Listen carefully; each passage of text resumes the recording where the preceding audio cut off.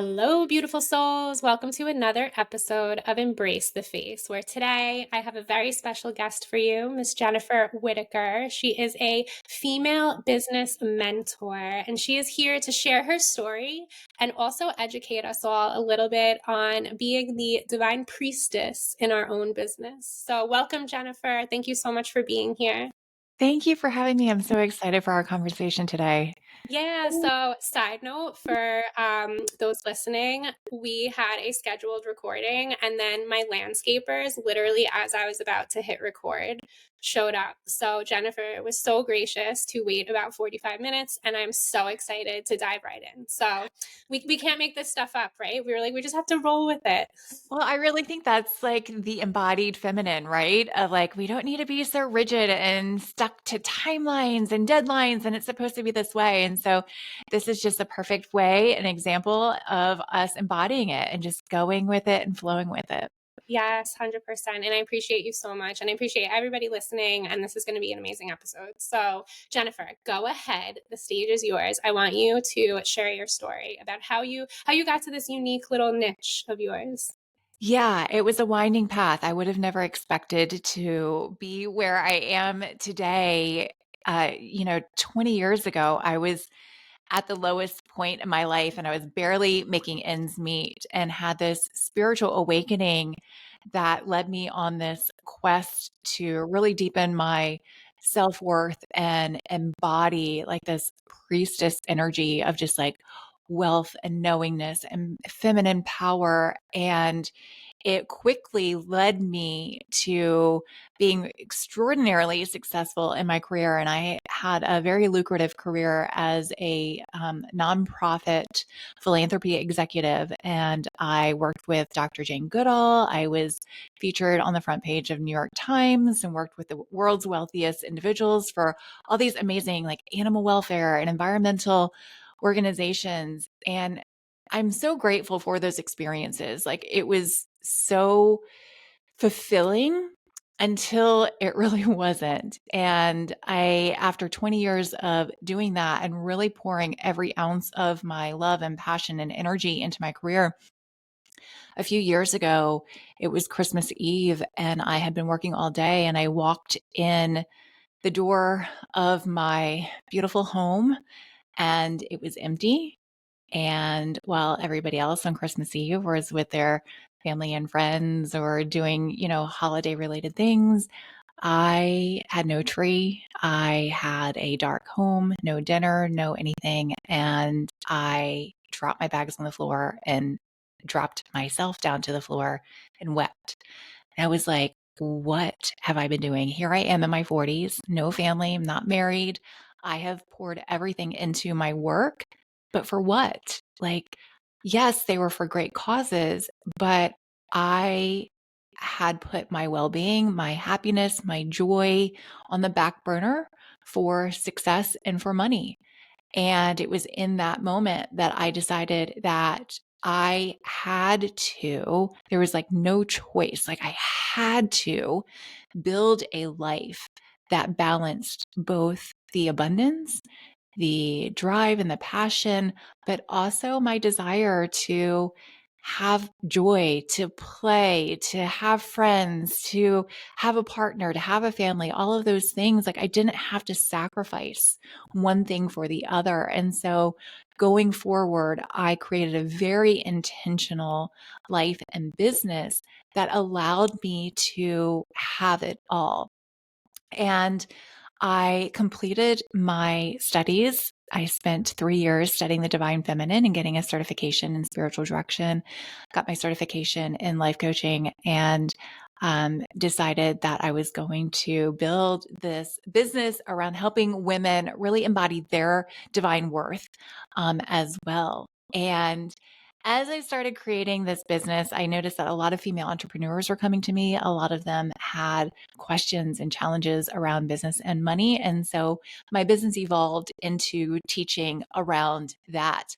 But it's interesting. Like I had all of these beautiful divine feminine rituals and practices and nature practices that actually allowed me to magnetize really well in my first few months of my business. I had six-figure months. Like I was doing financially really successful, but those hustling tendencies were bleeding back in. It was like so embedded in my conditioning that I, even despite those rituals, I was like going back into working 12 hours days. I was turning down invitations to meet with friends. Like all of that was returning. And I was like, oh my gosh, okay, the rituals are working. I had really created this like beautiful structure for rituals that worked really well, but I needed more than that. I needed something, I needed a framework that really allowed me to embody the divine feminine consistently. And through a series of exploration, I was like, oh my gosh, it is the wheel of the year. Like when we align our actions and our business and our money with the seasons, because women are nature, everything flows so much more easily and more beautifully.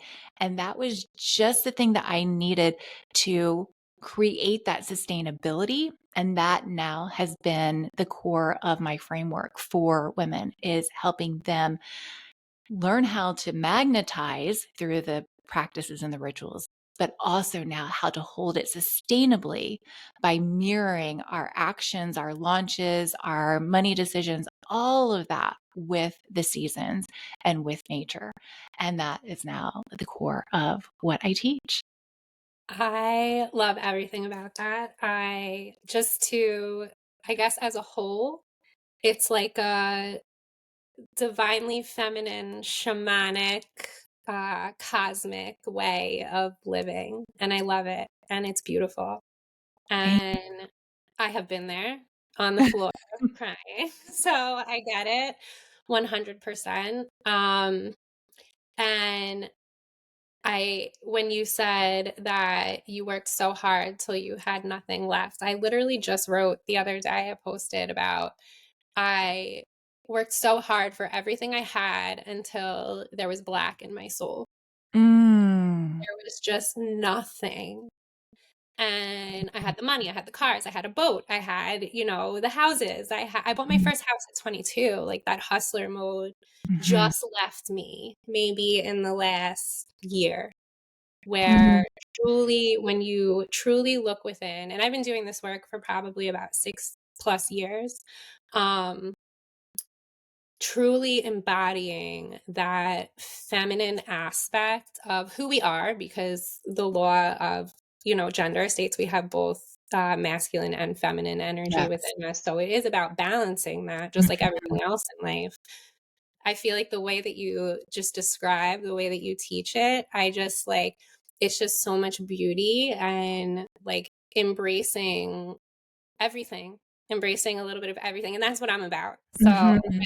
that aspect. So what would you say? So this is always my favorite question to ask someone. So, and it's not often, I have to say, it is not often that most people who I have on uh, leave corporate with already being like financially stable and having the luxuries that like others don't have. So what would you say for somebody going into it who may either is at your level, like can is able to be of service in limited possibilities, like being blessed in that way, and also for the person who is like starting out fresh and new. And I feel very called to tell you this, the I hope that's okay, because this is our Yes.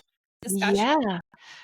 I I don't know what it's I mean, I can't say I don't know. We my husband and I, we are born and bred Long Islanders, New Yorkers. We did move to North Carolina for 4 years when our kids were babies. They were like 1 and 2, and we were there for 4 years. And we spent a lot of holidays alone, which is why we came back. We needed family, and it was in those moments of like being alone. It was in those moments of like just looking at each other from across the table and being like, what are we doing with our lives? Like, why are we Mhm, here? Like, what?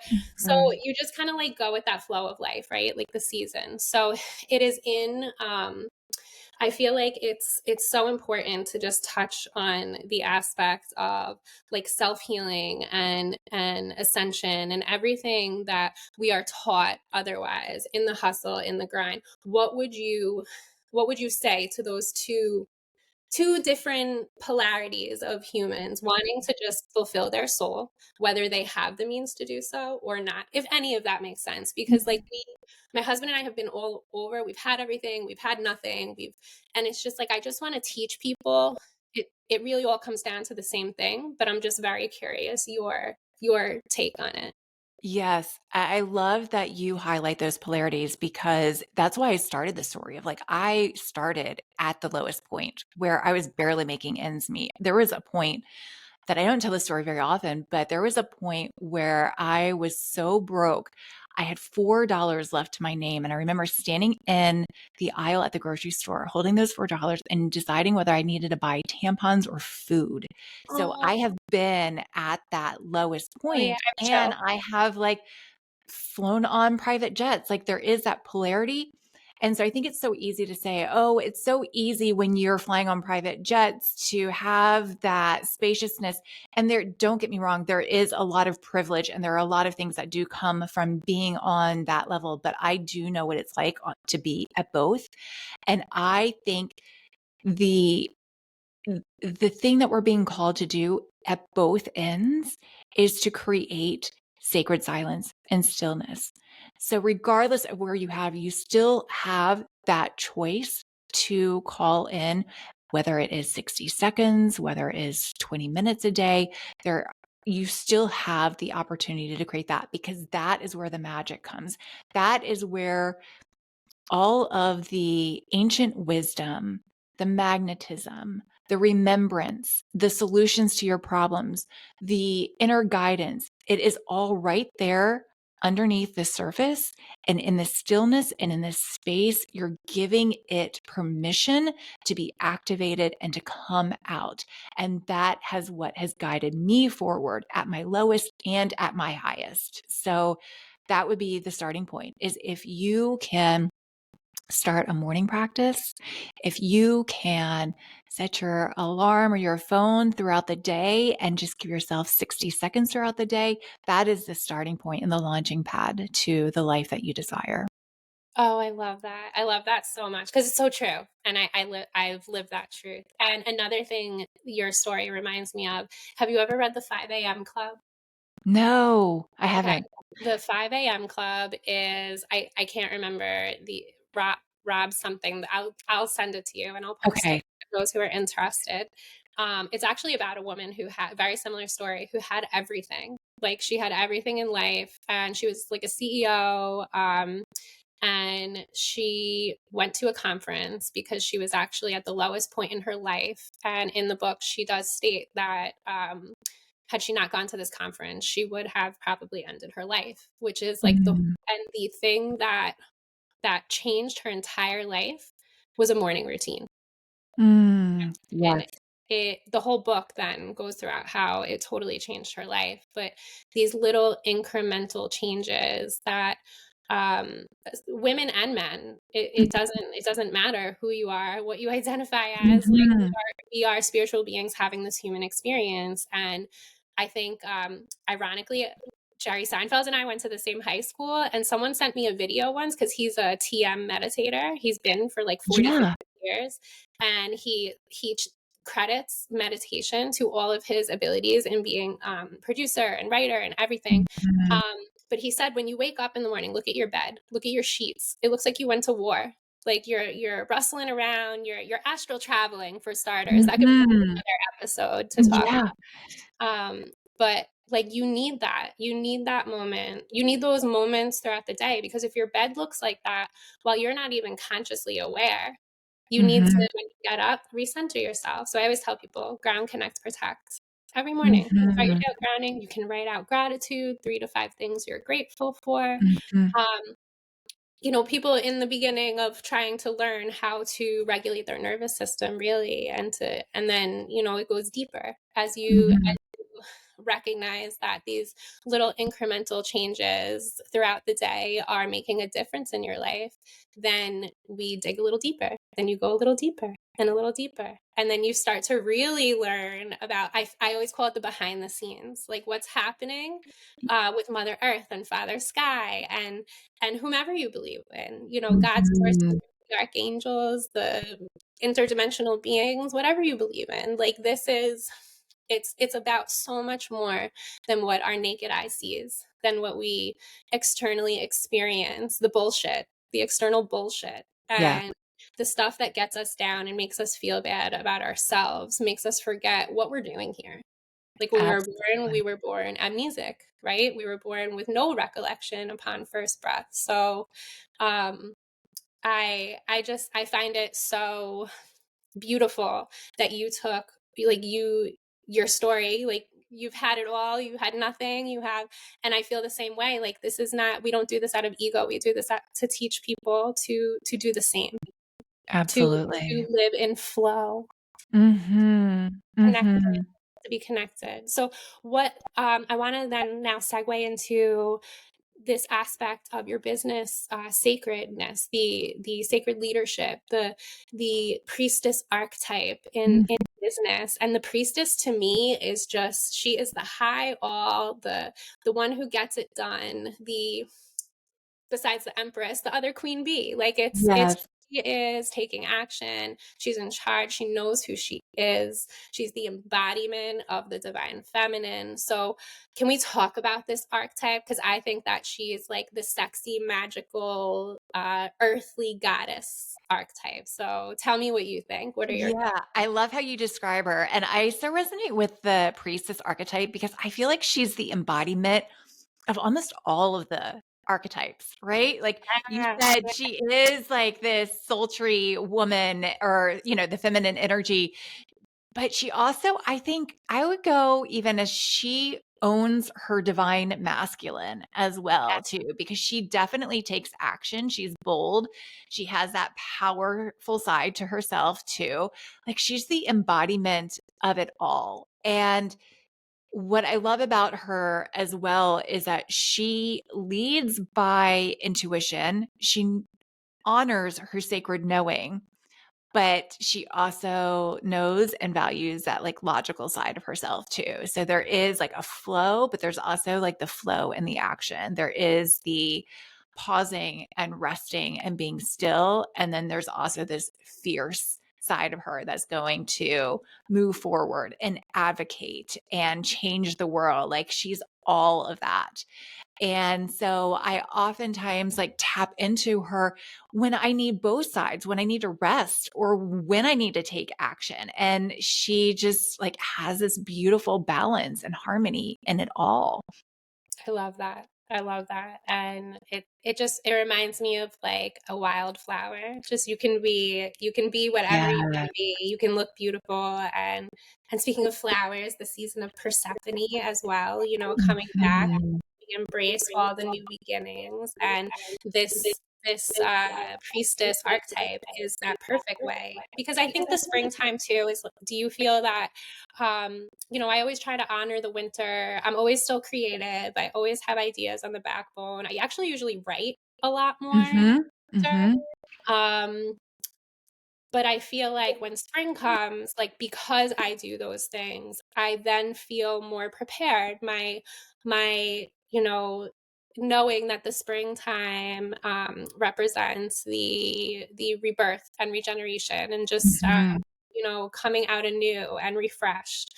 So how do you feel about, is that like how you live? And then the summertime I look at as, just through how I've, the things I've learned and flowing through life. Like the summertime for me is, I'm pretty balanced, but I'm more fun. I'm having a lot more Mhm. fun in the summer. I'm opening my heart every day to the spirit of the South, like, asking for that Sami, that Yeah. regenerative energy. I could talk about this stuff all day, but it's like these little things that we do to just make our life great, to make our life Yes. fun and fulfilled. And they might look silly, or they might seem silly to like other people, but these are real ancient practices. Like these are what our ancestors practiced, and they're not, the priestess is not, I mean, like, if you follow me, I talk a lot about theology and deprogramming my subconscious, Mhm. being Catholic. And I love learning about the different aspects of tarot and the different archetypes, and knowing that like they're not evil cards. They're just Mhm. depictions based on actually ancient Christianity as well as ancient wisdom. So I feel like like that is the perfect archetype to embody your program to. Yes. Yeah. Yeah, And then I absolutely. guess to sorry, to like round Yeah, that out, because I want to hear your take on your four yeah, seasons. To round that out, in the autumn time, I'm kind of starting to wind down. I'm starting yes. to like get ready to go within. Yes, it sounds like you are embodied in the Wheel of the Year. So, for those who aren't familiar with it, my framework that I use is this ancient framework. It's the Celtic Wheel of the Year. And when you look at the Celtic Wheel of the Year, it's a circle that's divided into 8 pie slices, is how I describe it, that represents every different seasonal energy. So you think of the winter solstice and then spring equinox and summer solstice and then the fall equinox. And then there are subdivisions amongst all of those that are the midway points to each season. And again, each one has its own energy. And this is the way that women and men lived. We were so deeply connected to this part of ourselves. We were so deeply connected to the seasonal shifts. And by working with them, things flowed better. We had more vibrant lives. We allowed abundance to flow to us more easily. And I always say, like, the best way to disconnect a woman from her power is to keep her busy and to disconnect her from being out in nature. And so, this framework, just by honoring it and bringing this, like, to your present life or to your business allows you to reconnect and unlock that ancient wisdom and that ease and that flow, just like you said. So, in my world, like how we honor that is exactly what you said. And I love the descriptions that you shared. It's like in the wintertime, we are going inward. We are learning what worked well last season, what didn't work well, what are we kind of birthing? What ideas are coming, downloading within us that we want to implement in the spring? And then the spring is the time for that birthing. It is the time to start putting out those new offers and doing those launches and really starting to bring into the world all of those ideas that you downloaded in that spaciousness and that reflective period of winter. And then the summer is all about visibility. It's about selling. It's about collaborations. It's about getting in front of people and really building your business from that energy. And then in the fall, that's when we start to slow down a little bit more. We're reaping the harvest of all the abundance. We are refining our systems. We're looking at what worked and we're preparing for the winter to go inward. What are some loose ends that we need to tie up? What are some things that we need to let go that aren't working in our business so that we can really have that spaciousness in the winter and allow the winter space to work for us? And I tell you, I am astounded at the results that women have and myself have had when we just honor these frameworks. I've had a woman that came to me and she had been working with a very more like masculine structure of business. And she's like, comes to me, she's like, I'm so exhausted. I've been implementing all of these like very linear strategies and like hustling. Why is it not working? Why am I not seeing results? Why am I so exhausted? And I'm like, because you have no space to listen to your intuition. You have no space for creativity. And so we tweaked our business to honor these frameworks. And it was like a week later, she's like, oh my gosh, I actually have all of these ideas and they came to me so quickly. And then we mapped them out really easily. And I want to say it was like in 3 months, she hit her 6-figure goal, like all by balancing this rest, by listening to her intuition. And she came to me and she's like, I feel like myself again. And this is so easy and this is fun and this is joyful. And like, this is what I thought business was supposed to be. And I think women are craving this. We've forgotten. I mean, honestly, I don't think we have many programs that speak to this. Like when I was looking for this and I was like, what's happening? Why am I returning to all my hustle habits? And I looked for programs that honored the divine feminine. I saw a lot that had a lot of like masculine strategy with sprinkled divine feminine rituals on top of it. And I was like, that's what I'm already doing. Like, that's not going to help us embody and live the balance and the harmony of what we're meant to be living in this, like, alignment with our true nature. And so this framework like allows us to live this day to day. And it really has these amazing, profound results from ease and from us being aligned in our true nature. That is the embodied, priestess energy. Oh, I So, love it. Thank you so much for sharing that full circle medicine wheel. Thank you. What is your yeah, favorite season? I'm curious. What's your favorite? it's fall. Samhain is like, oh my Mhm. gosh, I come full out witchy wild. Like it is the full Oh, yeah. embodiment of those sides of myself that I feel like sometimes can get suppressed or pushed down. It's like full on Samhain. Same, Yeah. same, Yeah. same. And you want to hear something really funny? It actually took me years because I've always loved Samhain. I've always been in it, always most creative, most witchy, most Celtic. I had the worst morning sickness with my daughter during a fall season, during the autumnal equinox season. So in 2010, and it for years, I couldn't, the certain scents that would normally like make me so happy, it made me so sick that year. I remember. And then it took me a few years to get comfortable again in that season. Wow. It That's was so strange. Yeah, interesting.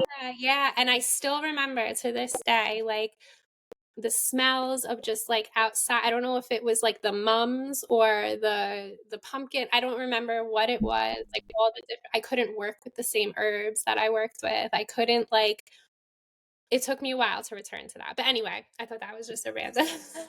So interesting. Yeah, it sounds like the energy of like the rebirth because you were, birthing something Very and the true. death were like conflicting in energy Very yeah. true. Yeah, and it Yeah. was like very early on in my pregnancy too.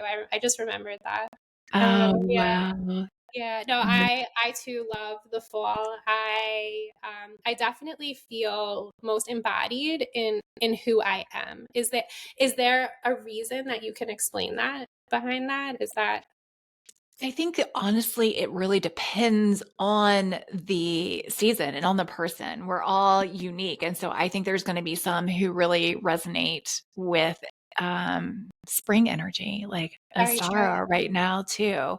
I think it actually flipped for me. When I was younger, it was spring for me, and then Yeah, it flipped.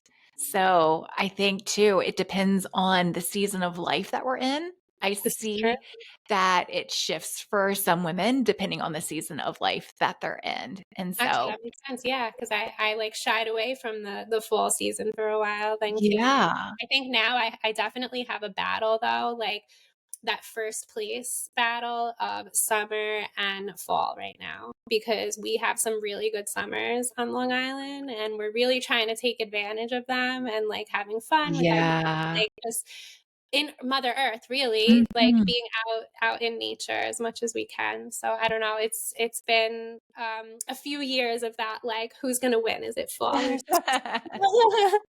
What But am yeah, I love that. I love that you brought this to the table.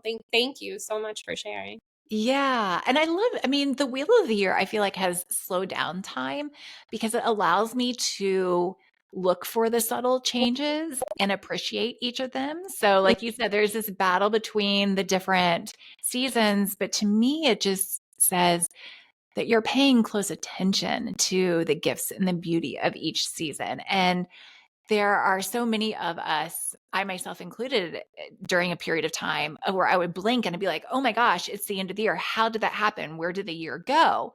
When we honor the wheel of the year, I feel like it really slows things down and we're like looking for the changes and we're honoring those subtle changes within ourselves. And it just roots us in the magic of the present moment of life itself. And it really transformed that mundane into the sacredness and the magical. And so that's another aspect of the wheel that I really wanted to I love highlight that I just really think is so special. it really is. It's so special. It's so sacred. And I wish that every single human being on this earth knew about it and because I really feel like the heartbeat of Mother Earth would be a whole lot happier if Yes. we did. Yeah. Yeah. Not to Yeah. say she's not already happy and willing to give us all the goodness that, we all deserve. Mhm. We all just tapped in a little bit more, I think, and embrace these aspects. So the more work I do, the more I study, the more I practice, the more humans I come across. Like it's just I really just wish that everybody knew that. This very fact of what you're talking about, that there's a reason for the seasons. Like that's Yeah. getting right now. Like there's a reason for the seasons, everyone, and there's a Mhm. reason they don't just represent like the leaves falling or April showers bring May flowers. Like it really is all about tapping in and embracing life every single season. Like we are Mhm. each here to fulfill a mission, and it doesn't have to be all that hustle. It can be a balance, Right. and by looking within is how you get there. And I appreciate you so much coming on and sharing all of this, and I learned something new, so thank you. Oh, you're so welcome. It's all about remembrance, and I think that I would be so bold to say, I think we are awakening to that. I think there's this craving and this yearning for that, and women are feeling it. They're starting to Oh, talk about that. I think So I think men too. oh, I think yeah. I Yes, think you're all walks absolutely right. Thank you for I think pointing that all out. Yes. Yeah, Yeah. I think You're absolutely I right. notice, now more than ever, like, the Mhm. interest in, Mhm. male clientele coming and Yeah. asking, you know, not being afraid to open up and speak about emotion that they were Mhm. majority were probably very much so shut down into. So, I mean, Mhm. I was shut down and I was a female, I wasn't allowed to show emotion. So, Right. you know, Yeah. it's in learning to remember. Yes, Perfect word, like absolutely. you said, just to Yeah, remember who you are. exactly. Thank you. Any last words of wisdom? Oh, I would just say that create that space. Create that space, walk outside, let your toes feel the soil, the grass, look up at the sky, and allow whatever stirs within you to guide you to that next step because there's so much wisdom in doing that. And that is where the most beautiful, abundant life that you deserve and desire is going to come from. Oh, thank you so much for sharing. Thank you for Thank being here. you. Thank you everyone for listening. I will share Jennifer's contact information if you feel so called to work with her. So thank you, Jennifer. Thank Thank you for you. peace out and God bless everyone.